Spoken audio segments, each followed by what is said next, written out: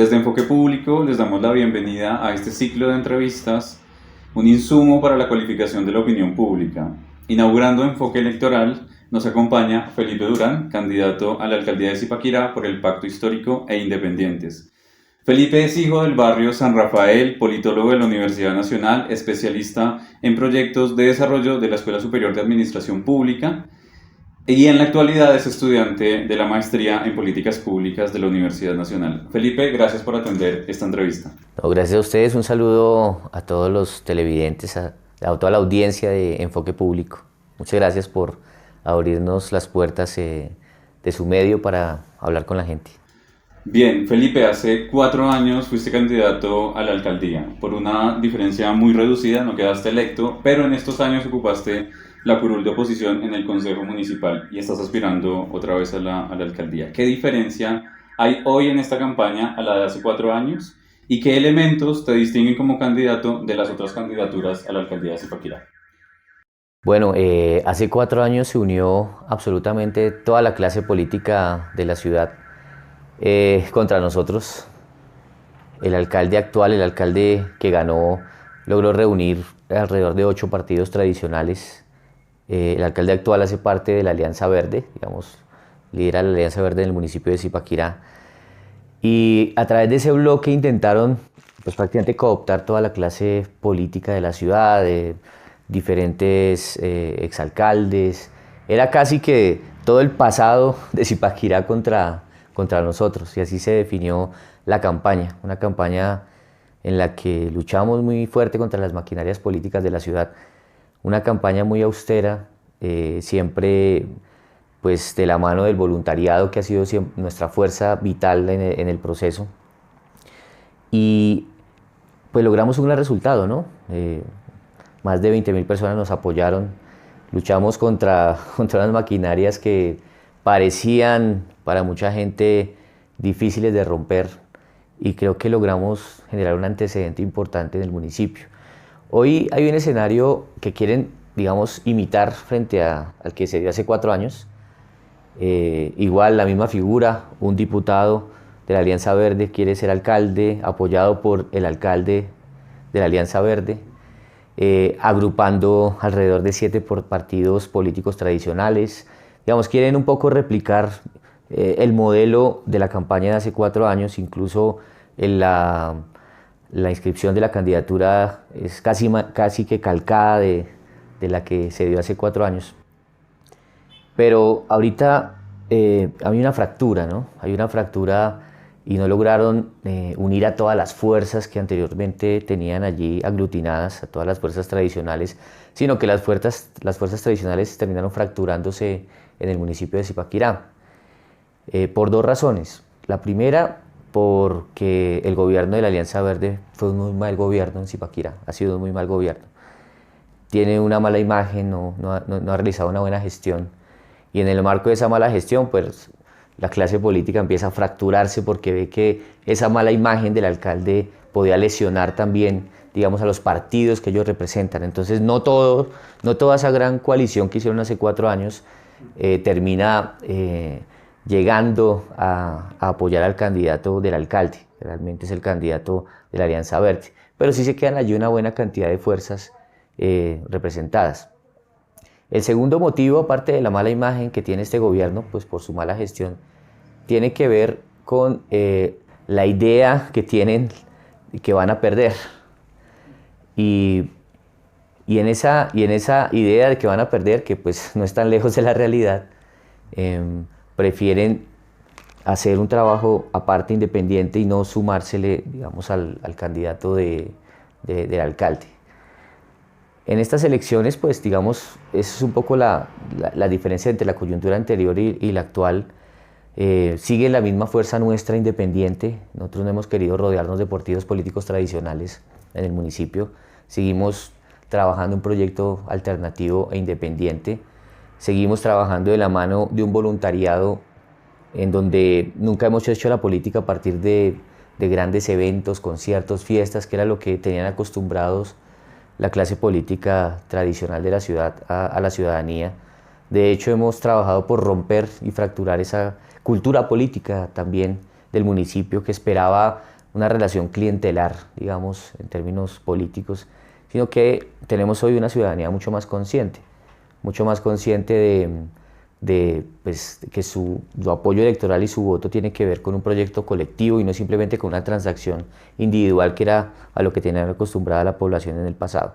Entonces sí hay una fractura política con respecto a hace 4 años de todo el bloque que había venido gobernando el municipio, que se venía poniendo de acuerdo cada 4 años para montar gobiernos, derivado de una crisis de la misma mala gestión del gobierno actual.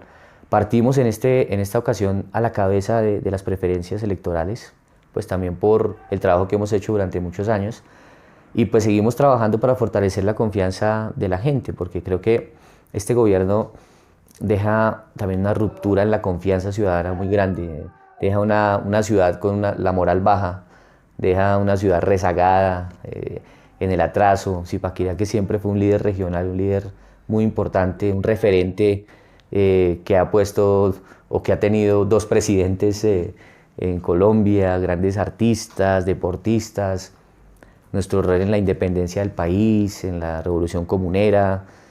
Hemos sido un referente importante siempre, y en esta ocasión pues sentimos que la ciudad ha venido minimizándose, ¿no? Ha venido echando para atrás, y es importante que logremos sacarla de ese rezago.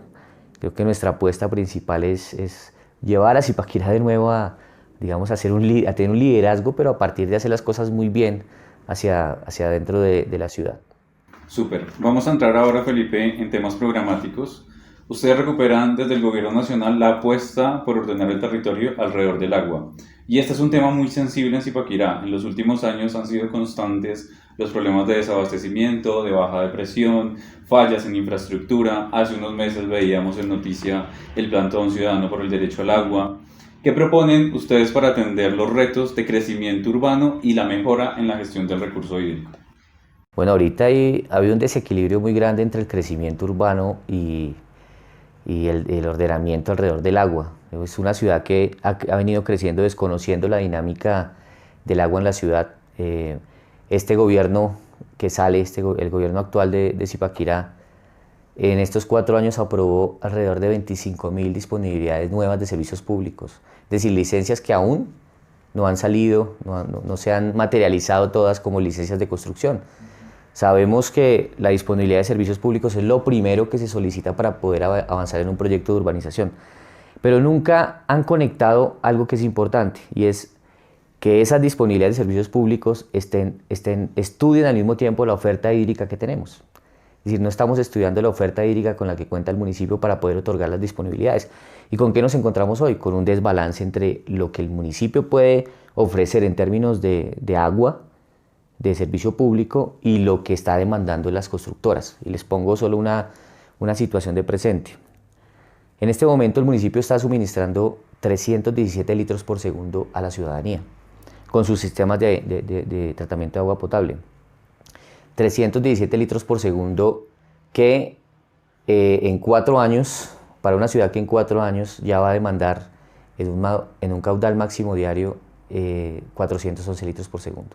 O sea, tenemos un desbalance, solo en 4 años vamos a tener un desbalance de casi 100 litros por segundo que la ciudad está demandando, pero que no está siendo, digamos, ofertado por las plantas de tratamiento de agua potable.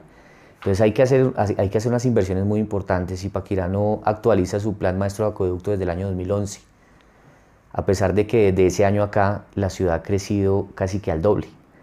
Nosotros teníamos alrededor de 25.000 viviendas hacia el 2010, 2011, 25.000 viviendas. Hoy crecimos en 23.000 más, casi que doblamos la ciudad en estos años. Pero la planta de tratamiento de agua potable regional, que es la principal planta del municipio, sigue siendo la misma desde el punto de vista de la salida de agua a la ciudad. O sea, la salida de agua de la planta sigue siendo la misma a pesar de que la ciudad ya creció al doble, y eso nos pone un reto grande. Y el plan maestro de acueducto, este gobierno actual, que se supone pues era el gobierno verde, ¿cierto? No, que se suponía iba a hacer unas apuestas ambientales, unas apuestas agrícolas, pues no se realizaron. No nos deja planteados proyectos, ni radicados, ni gestionados, ni diseñados proyectos para hacer la ampliación de estas plantas. Pues, ¿qué nos toca empezar a hacer? Modificar y actualizar el plan maestro de acueducto, primero que todo, que es de donde nos va a salir la planeación macro de la ciudad frente al acueducto.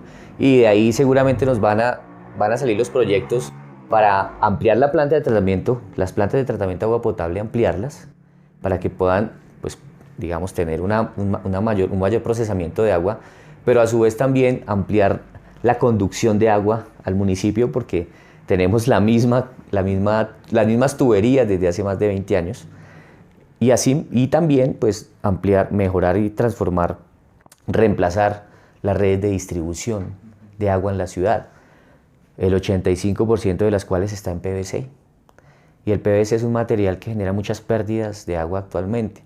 Entonces, fíjense el proyecto macro que se tiene en torno al agua, que debe ser un proyecto gradual, que difícilmente se va a realizar en 4 años, pero tenemos que empezar a hacerlo desde ya, porque en 4 años la cantidad de agua que va a estar demandando la ciudad no va a poder ser atendida por la infraestructura actual que tenemos en el municipio. Entonces, el tema del agua en cuanto a servicio, digamos, poniéndolo en términos de servicio, debe reestructurarse, ¿cierto? Pero esta reestructuración del servicio, pues debemos también darle una mirada mucho más amplia, mucho más integral, en el sentido que el agua, pues, hace parte de un ciclo, ¿cierto? El agua viene de un ciclo en el que, por lo menos en el caso de Zipaquirá, tenemos el bosque alto andino, tenemos los páramos, el páramo de Guerrero, ¿cierto? Que construye un circuito y una estrella hídrica, pues que no solo tiene que ver con Zipaquirá, sino que tiene que ver con toda la región. Y es importante que nosotros, cuando pensamos el ordenamiento alrededor del agua, pensemos en cómo esa modificación que necesitamos del plan de ordenamiento territorial, que es un propósito nuestro, proteja y reestructure la estructura ecológica principal del municipio, tanto en lo rural como en lo urbano, porque a veces se piensa que el urbano no tiene estructura ecológica. En Zipaquirá siento que nunca se ha articulado esa ruralidad con lo urbano. En términos generales, Colombia sufre de eso, ¿no? De una desarticulación entre sus ruralidades y los cascos urbanos. Pero en Zipaquirá el POT nunca logró integrar ni siquiera las quebradas, las pocas quebradas que nos quedan, como la Moladero o la Artesa, que bajan desde la ruralidad y se integran con el territorio urbano, sino que las hemos ido desapareciendo, enterrando.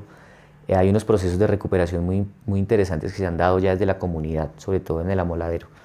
Pero ese ordenamiento alrededor del agua nos exige pensarnos la ciudad con el agua como eje articulador y eje principal.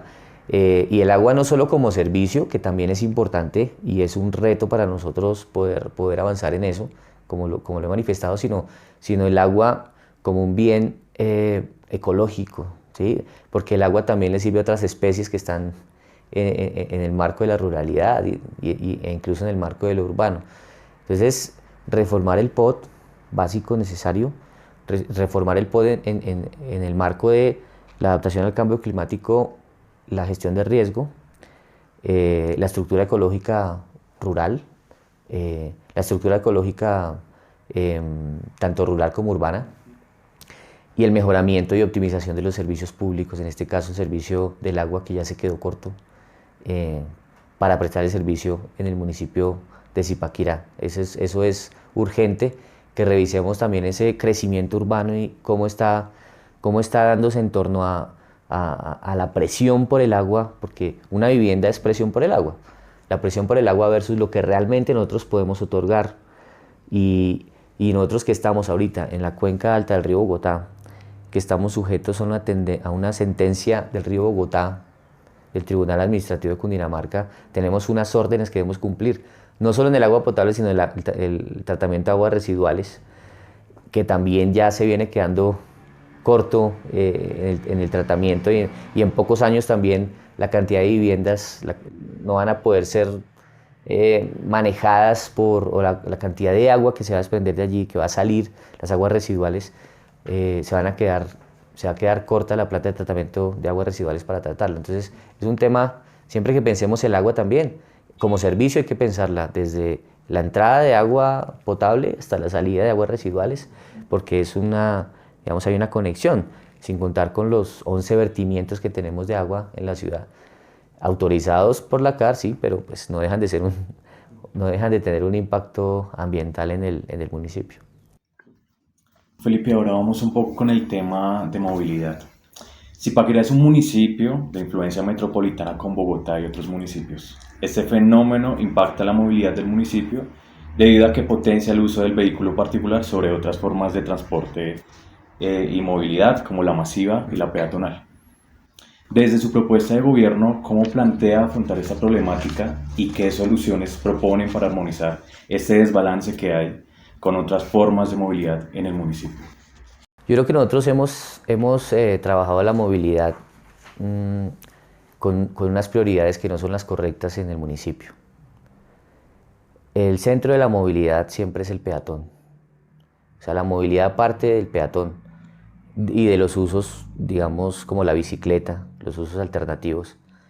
Pero de cierta manera en este tipo de ciudades hemos crecido y hemos tratado de ordenar la movilidad alrededor solamente de los vehículos. Entonces en Zipaquirá es crítico, por ejemplo, ver que los pasos peatonales, la semaforización ni siquiera en muchos casos tiene en cuenta el peatón.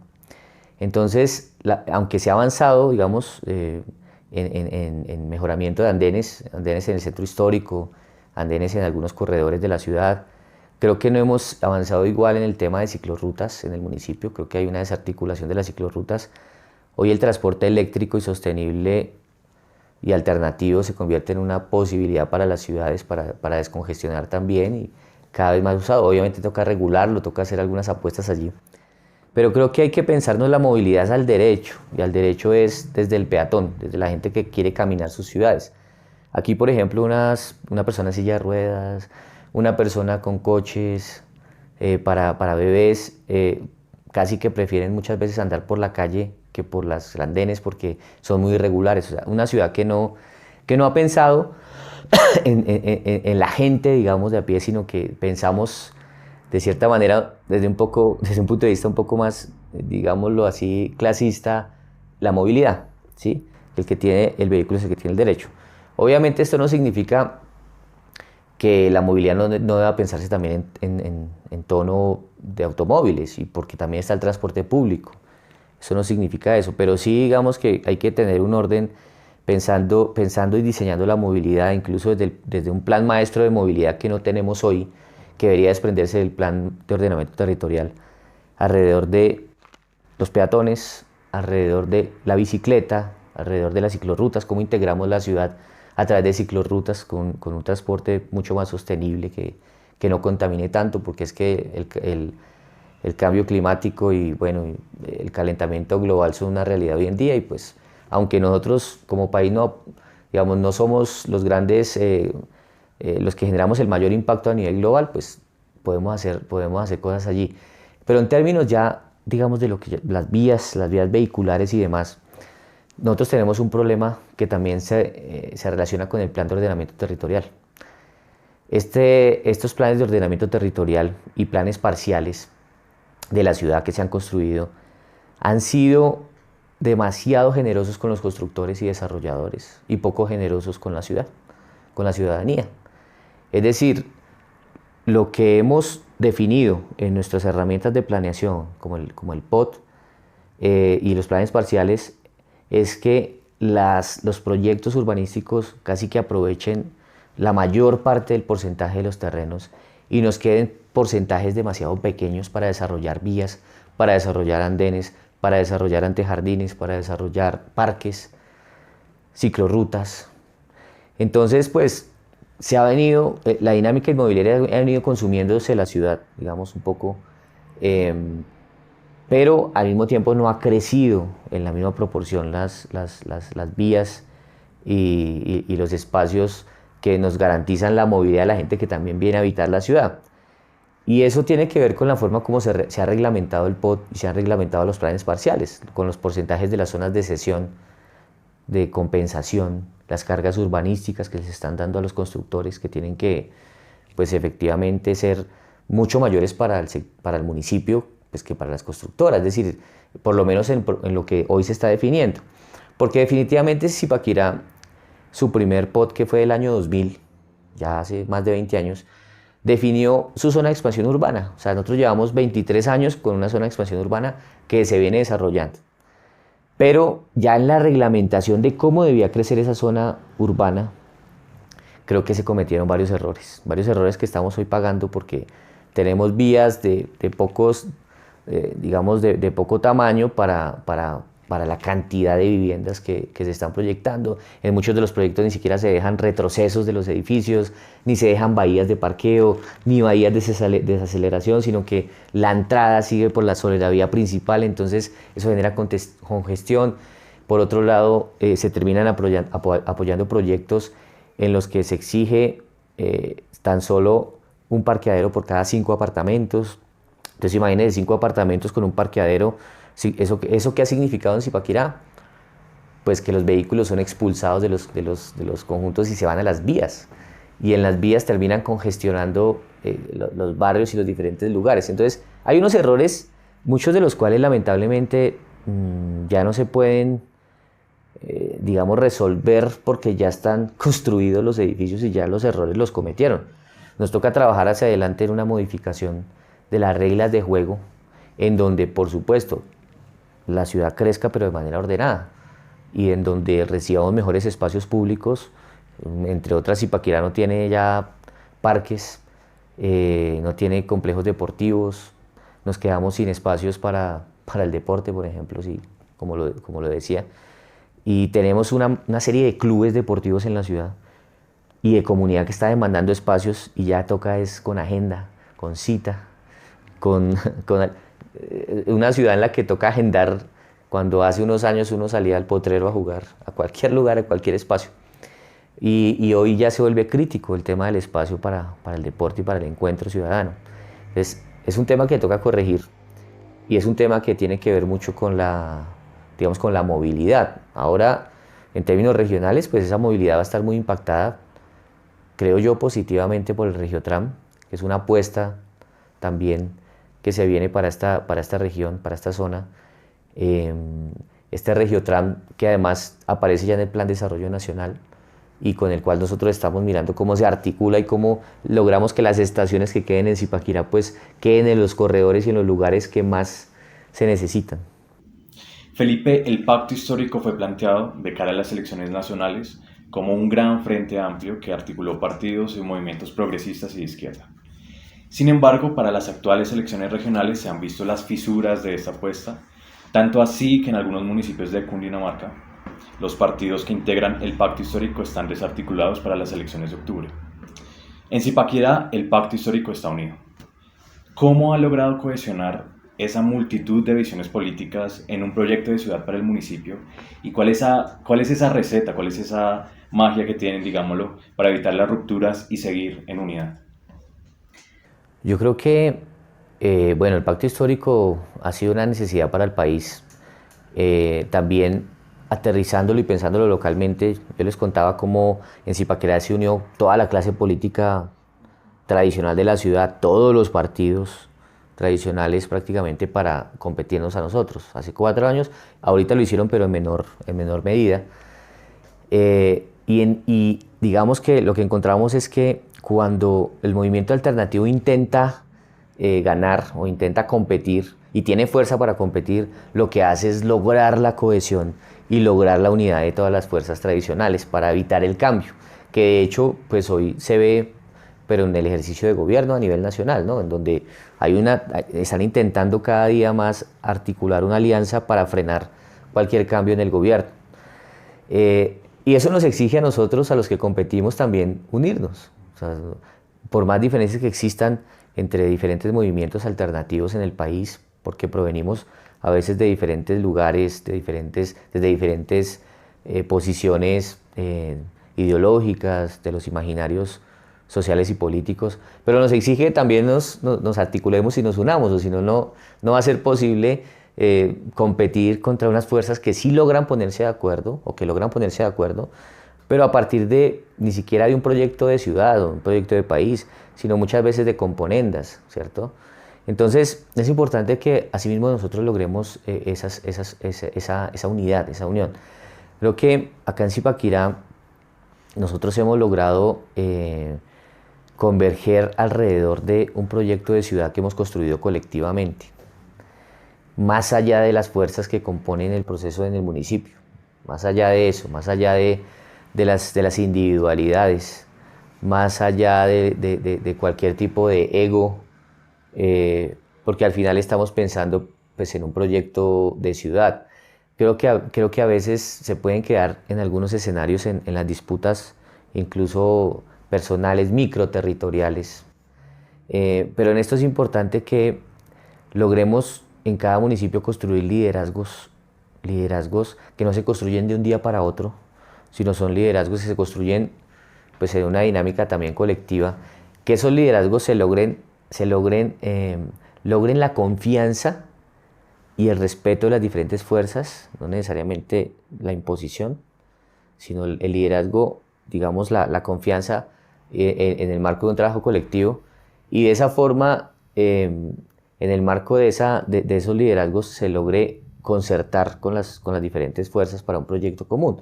Y al final las fuerzas entienden que lo que está de fondo no es ni siquiera el logo de cada partido, sino lo que está de fondo es cómo se logra construir una agenda de ciudad alternativa y se logra implementarla, cómo se logra transformar cada una de las ciudades y qué diferencias tenemos nosotros, digamos, frente a otras fuerzas políticas tradicionales en el proyecto de ciudad que estamos planteando, que siempre ha sido un proyecto de ciudad más ambiental, ¿cierto? Más tendido al ordenamiento alrededor del agua, pero también más social, porque a nosotros no nos da pena hablar de la desigualdad, no nos da pena hablar de la pobreza. Acá en Zipaquirá, por ejemplo, hay más de 6.000 personas en pobreza extrema, según las estadísticas del CISBEN. Entonces, siento que nosotros tenemos unas apuestas también de agenda política, unas apuestas diferentes a las que tiene la política tradicional. Y eso es lo que nos debe unir, esas apuestas. Y ya quien lidera esas apuestas, pues tienen que salir de unos consensos, pero en los que hay que ser sensatos frente a quienes tienen o quienes han logrado construir los liderazgos, a reconocer a esas personas y no simplemente de un día para otro pues que aparezcan personas que de pronto no han logrado construir un proceso y quieran de una vez entrar a escenarios de liderazgo sin haber construido una base. Yo creo que es también como saber entender dentro del marco de esa construcción de liderazgos quienes han mostrado de pronto mayor consistencia, mayor tiempo, mayor permanencia, mayor coherencia y estarnos apoyando y confiar, el proyecto alternativo tiene que confiar mucho en sí mismo, tiene que mirarse y confiar en sí mismo y no solamente, y lograr construir un discurso territorial que es el que lo mantiene a uno cohesionado en lo local. Porque si los procesos alternativos locales solo están pegados un poco de la agenda nacional solamente y de los debates nacionales, no van a lograr aterrizar una propuesta de ciudad y se van a quedar en las discusiones nacionales, incluso en las discusiones de las mismas fuerzas políticas que componen la alternatividad a nivel nacional. Yo creo que es mirar lo local, o sea, cuando vamos a elecciones nacionales nos vamos a disputar la agenda nacional, la agenda de cambio nacional y vamos con toda la fuerza, pero cuando nos disputamos las elecciones locales, ahí es que aterrizar todo a lo local, conocer cada rincón, cada vereda de la ciudad, cada barrio, las problemáticas de las madres comunitarias, de las madres cabeza de hogar, del campesinado, de las juventudes de los barrios vulnerables, de los barrios que mayor atraso tienen y mayores brechas, dónde están, dónde se encuentran y que nosotros podemos proponer en términos de cambio social en esos barrios. Entonces, creo que parte también de la clave es poder tener de verdad un discurso de territorio, un discurso local con el que la gente se sienta identificado y se conecte y sienta que de verdad le están respondiendo a las problemáticas que están planteadas en cada lugar. Súper, que esto nos sirva de experiencia, de paradigma y de crítica y autocrítica en Occidente, en Sabana Occidente. Volvemos al tema programático, Felipe. Por favor, cuéntanos, en el apartado de sexualidad, derechos sexuales y reproductivos, se mencionan diversas estrategias de salud sexual integral y fortalecimiento en las instituciones en la atención efectiva a la violencia sexual. Explícanos, por favor, cuáles son los mecanismos que van a emplear y qué cambios harán en el sistema de salud pública. Bueno, primero que hay que acercar los derechos sexuales y reproductivos a todas las instituciones, empezando por la administración pública, por la alcaldía, para que no se den algún tipo de violencias que muchas veces se dan en el marco de la atención de derechos sexuales y reproductivos, sobre todo con algunas poblaciones como la mujer, la población sexo-género diversa, bueno, entre otras. Pero también hay que articular la política de derechos sexuales y reproductivos con las instituciones educativas, porque hemos abandonado de cierta manera las instituciones educativas desde la salud pública, y hay que, a través de equipos interdisciplinarios de la Secretaría de Salud del municipio, fomentar y fortalecer pues, los derechos sexuales y reproductivos para que exista de verdad desde la institucionalidad la posibilidad de abrir esos espacios y permitir que las diferentes poblaciones puedan conocer y reconocer mejor esto que ha sido durante muchos años un tabú, pero que pues hoy es una realidad. Y también hay que fortalecer mucho las rutas de atención, porque pues se dan fenómenos de revictimización muchas veces en torno a los derechos sexuales y reproductivos para diferentes poblaciones. Y hay que orientar y hay que establecer también con las IPS y con otras instituciones, incluso con medicina legal en muchos casos cuando estamos hablando de violencia sexual, las rutas de atención específicas para poder atender estos casos. Felipe, digamos, vamos a cerrar, digamos, con el componente juvenil de las juventudes en el programa. En el apartado Más derechos para las juventudes se habla de fortalecer las instituciones de participación juvenil. ¿Qué implica ahí fortalecer? Se dará un presupuesto a las plataformas y consejos juveniles, serán espacios de voz y voto en la planeación municipal, se ofrecerán otros recursos, digamos, de difusión y capacidad quizás de sanción más allá de la veeduría. Y al margen, digamos, de esas instancias que plantea el Estatuto de Ciudadanía Juvenil, ¿qué mecanismos de integración, qué otros mecanismos de integración se pueden ofrecer a los jóvenes que no hacen parte de estas? Bueno, la juventud ha sido el corazón de este proyecto, ¿no? Nosotros empezamos de hecho muy jóvenes con este proceso, y cuando miramos el voluntariado está compuesto de gente joven. Esto nos da como un diagnóstico de lo que pasa en la ciudad. Es una ciudad en la que la juventud ha decidido organizarse para enfrentar un reto político, que es el reto del cambio de la ciudad, porque no se encuentra representada en las otras fuerzas, sobre todo en las fuerzas políticas tradicionales. Y eso nos pone a nosotros también un reto, y es que una de las respuestas más importantes que nosotros tenemos y debemos tener en nuestro gobierno es hacia la juventud. Y les pongo un ejemplo. En Zipaquirá están saliendo de bachillerato alrededor de 1.300 jóvenes cada año. 1.300 jóvenes que no encuentran una respuesta efectiva ni en educación superior ni en términos laborales. Entonces, estamos sacando una serie de personas del sistema educativo sin oportunidades, sin contar con la gente que deserta por el camino, porque es mucha la gente, alrededor del 45% de la gente llega efectivamente al grado 11 y va desertando por todo el camino, por diferentes problemas que pues también nosotros tenemos unas estrategias desde el sistema educativo para afrontar estas realidades. Y esto, y sumado a eso, nosotros en Zipaquirá tenemos 38.000 jóvenes.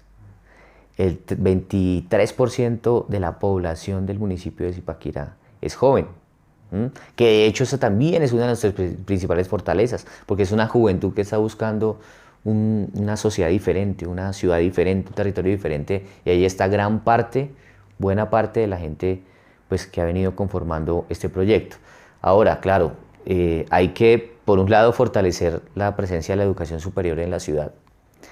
Hay que darle oportunidades de estudio a la ciudadanía. Acá tenemos la Universidad de Cundinamarca, la Universidad de Minuto, pero queremos fortalecer la universidad pública, sobre todo en el municipio. Tenemos espacios para que se construyan nuevas sedes de la Universidad de Cundinamarca, y estamos dispuestos a otorgar esos espacios para que crezca la universidad pública, que es una universidad pues, de fácil acceso y pues, que tiene también calidad educativa. Pero también tenemos que articular de una forma más contundente al SENA. El SENA es un actor que ha ayudado también al desarrollo de la formación técnica y tecnológica. Cuando uno va a la zona rural, que estuve hace poco, el día de ayer estuve en la zona rural, veía muchos jóvenes técnicos ambientales, técnicos agropecuarios, que tienen una mirada sobre la ruralidad hoy diferente, una ruralidad más sostenible, más sustentable, y que se han formado y han tenido la oportunidad de formarse también por el SENA. Y son personas con una experiencia increíble, con un aprendizaje y un conocimiento técnico y un conocimiento de su territorio. Yo creo que sí hay que masificar mucho, mucho más la formación, formación de calidad y formación que además tenga relación con el territorio. Y en eso también nosotros hemos articulado una estrategia entre el plan de gobierno, que es el apoyo a proyectos de grado que tengan que ver con Zipaquirá. Incentivos económicos a la juventud, a las personas que están estudiando, para que realicen sus proyectos de grado sobre el municipio de Zipaquirá en unas líneas estratégicas que nosotros vamos a establecer en el plan de desarrollo, porque gran parte de ese conocimiento se queda como un conocimiento teórico, como un conocimiento que va a ir a un repositorio, pero que finalmente no va a poder lograr tener digamos, un impacto en el territorio. Entonces, ¿cómo articulamos la universidad y la academia y la educación superior con el territorio? Creo que eso es muy importante. Pero a su vez también nosotros estamos proponiendo las políticas de primer empleo. Acá y ese primer empleo articulado mucho a la labor social comunitaria, a la gestión comunitaria, sobre todo. Porque acá se le pide, a la juventud se le pide experiencia, siempre a donde llega.